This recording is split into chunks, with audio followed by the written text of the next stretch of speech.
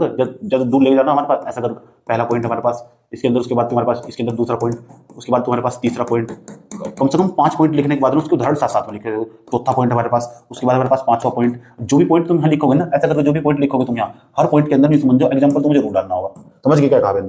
हर point के अंदर example बहुत जरूरी है। एग्जाम्पल उसके अंदर ना जान बना देगा हर पॉइंट के अंदर कि तुम्हारे पॉइंट का एग्जाम्पल पता है, नगर शैली की विशेषताएं हमारे पास पता लगेगा। नगर शैली के मंदिर कहाँ तक हमारे पास, कहाँ तक विंध्याचल पर्वत श्रेणी से लेकर हमारे पास उत्तर भारत तक हमारे पास 6वीं शताब्दी के आसपास पिछले तुम्हें इतनी नॉलेज होती है, इससे ज्यादा लिखने का मौका भी नहीं मिलने का।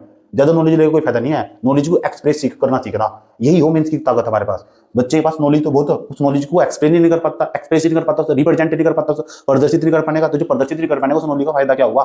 बहुत कम पढ़ के बहुत अच्छा लिखा जा सकता है। बस लिखने का तरीका पता होना चाहिए, कहाँ कौन था, चार्ट कौन था, डायग्राम कौन था, पिक्टोरियल क्या क्या यूज करना मुझे समझ में आया मैंने क्या कहा तुम। और दूसरा क्या है, जो जनरल पॉइंट ऑफ व्यू लिखने, जिसके अंदर दम, जिसमें सच में लिखने के बाद इससे सच में नंबर प्राप्त हो सके। समझ में आई बात यार? और दूसरा का सबसे महत्वपूर्ण चीज है रिवीजन करना रोज सुबह उठकर। तो और दूसरा प्रॉपर मात्रा में आपके पास नोट्स होना चाहिए। मेंस के प्रत्येक सब्जेक्ट का यूनिट वाइज कितने क्वेश्चन आए वे अपने हाथ से लिखे होने चाहिए, तो जिस एग्जाम की आप तैयारी कर रहे हो। और दूसरा, जितने भी क्वेश्चन सारे अपने हाथ से लिखे होने चाहिए, जितने भी आज तक उसमें क्वेश्चन है टॉपिक वाइज, उसका मेंस का नोट होना चाहिए। ये हो प्रॉपर मात्रा में तैयारी करने का तरीका। समझ में आया मैंने क्या कहा? समझ बात है? नहीं तो मैं ऐसे ऐसे विद्यार्थी दिखा सकता हूँ, उनके 5-6 साल 7 साल बीत गए, उनके पास मेंस का नोट्स तक ही नहीं है। होगी तैयारी हमारे पास। और जिसके पास मेंस का नोट्स है ना, उसको एक्सप्लेन ही नहीं कर पाता, कारण क्या? उसका रिवीजन ही नहीं है। समझ बात? ये भूल जा कि हम ये लिखवाने वाला एग्जाम 8-9 पेपर 7-8 9 पेपर लिखने पड़ते हैं तुम, तो बच्चे को दिमाग बच्चे का दिमाग इसी हिसाब से डिजाइन करना पड़ता। समझ में आया बात? ये क्या कह रहे हैं हम? समझ में आया क्या कह रहे हैं? तो तुम्हारे पास प्रत्येक सब्जेक्ट का प्रत्येक सब चीजें सब मैंने पढ़ा दिया, कुछ नहीं छोटा करना। जो 1-2 सब्जेक्ट बचा हुआ वो भी मैं पढ़ा रहा हूँ, मेंस का सारा पढ़ा दिया।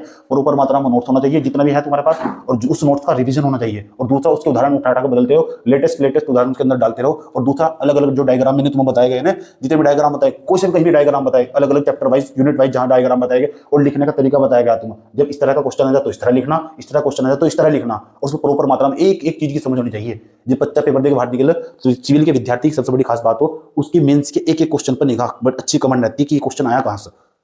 सही बात है? एग्जाम के नजदीक पहुंचना इस, क्योंकि तुम मेंस के पास पहुंचोगे ना, मेंस पढ़ना नहीं, संबंध पूरे साल भर फिल्म्स में लगे हुए, पूरे साल भर, वही तो बर्बादी का कारण हो। फिर रो रहे बैठ कर, फिर तो रोंगे बैठ कर।